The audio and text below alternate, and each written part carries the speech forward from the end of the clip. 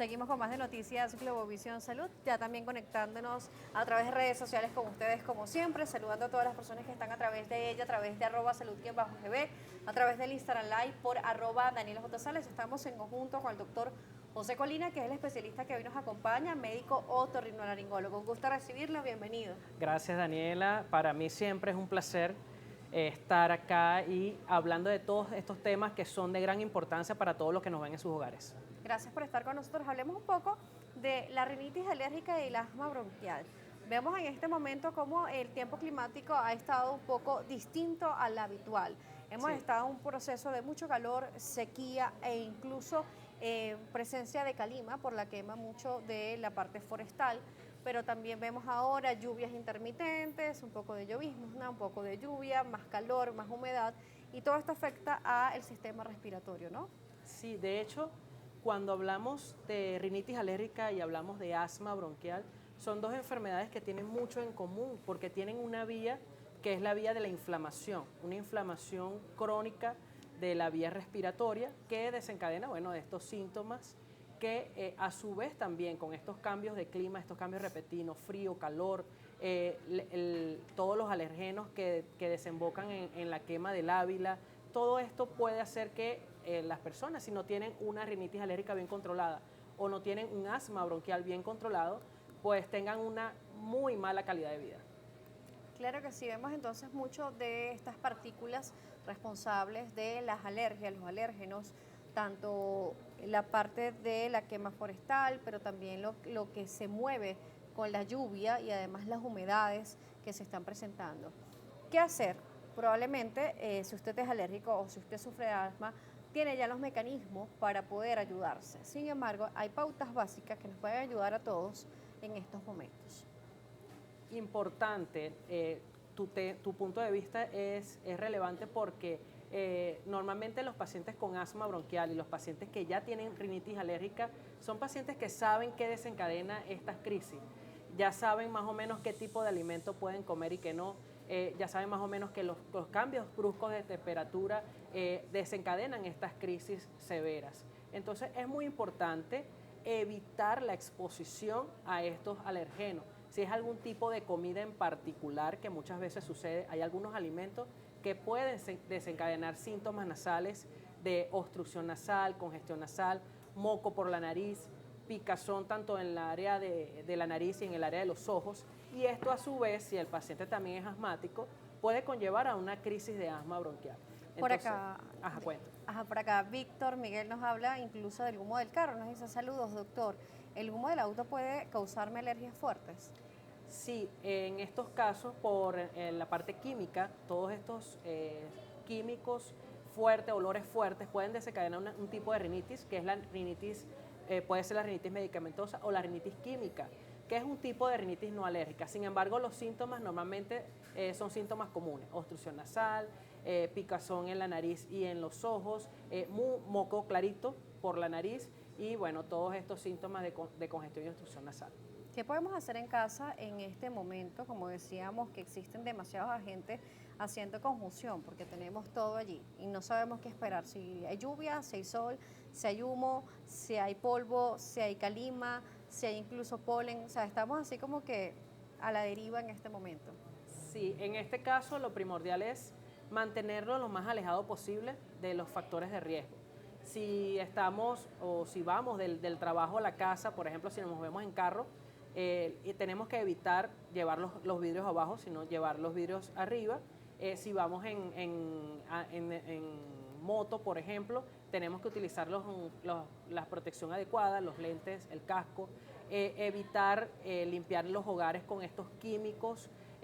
Podemos utilizar más paño húmedo, podemos evitar utilizar la escoba porque eso alborota de alguna forma, por así decirlo, el polvo y esto puede desencadenar alguna crisis ya sea de rinitis alérgica o de asma bronquial. ¿Cómo se diferencia el asma bronquial y la rinitis alérgica siendo ambas inflamatorias? Hay datos que desencadenan o que reportan que aproximadamente el 80% de los pacientes que ya tienen un diagnóstico de asma bronquial padecen rinitis alérgica y el 30% de los pacientes con rinitis alérgica tienen asma bronquial.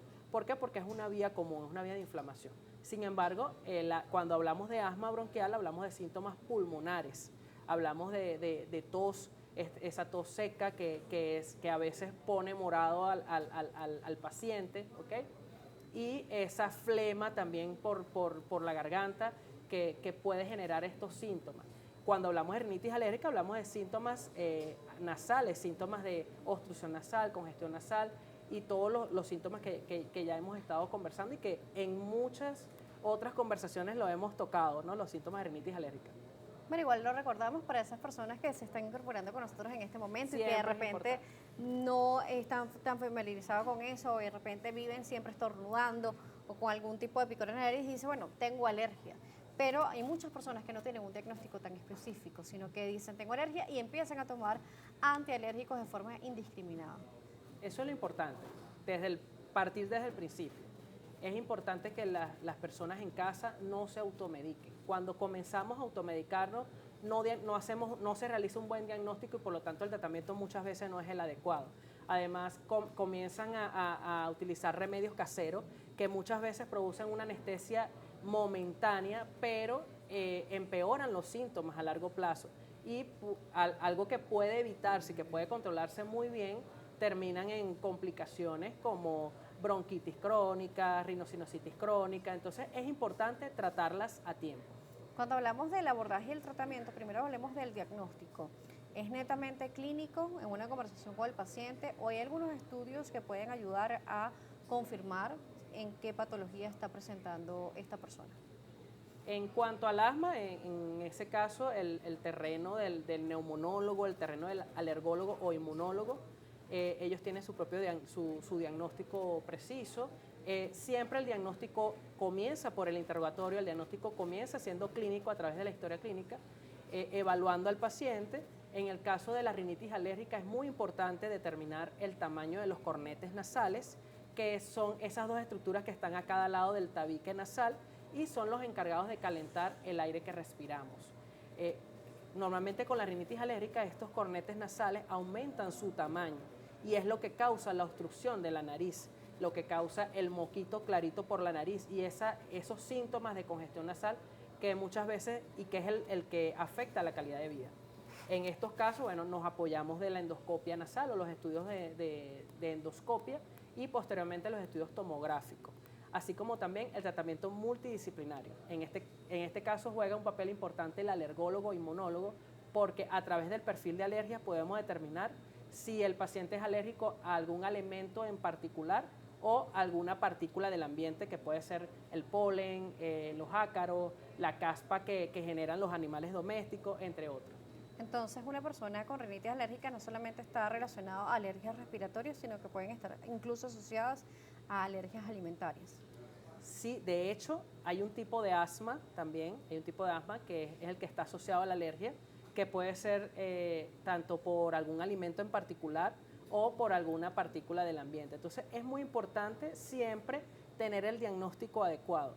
De hecho, en algunas personas pueden coexistir varios tipos de asma.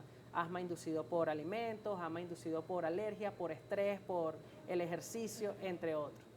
Cuando hablamos entonces de esos alimentos que de repente son mucho más reactivos, ¿de cuáles pudiéramos estar hablando? Normalmente los colorantes, hay niños, hay personas que algunos tipos de colorantes, por eso los que son el amarillo número 5, ¿okay? Los lácteos, hay personas que son alérgicas a los lácteos, hay personas que son alérgicas a los cítricos, a las frutas. Entonces es importante porque dentro de las pruebas de alergia se hace, el alergólogo por lo general pone un panel de alergia de algunos alimentos y normalmente si el paciente es alérgico a estos alimentos, entonces se pone un plan de trabajo en base a mejorar la alimentación, hacer que el paciente esté bien alimentado, pero en menor predisposición a estos alimentos a los cuales es alérgico. Vamos a irnos a una pausa, doctora. Al regreso seguiremos hablando sobre el abordaje, el tratamiento para estos pacientes y además cómo se pueden ayudar. Vamos a la pausa, el doctor José Colina nos sigue acompañando, médico otorrinolaringólogo. Estamos conectados con ustedes también en redes sociales, tanto por @salud_gb y @DanielaJSalas. Volvemos.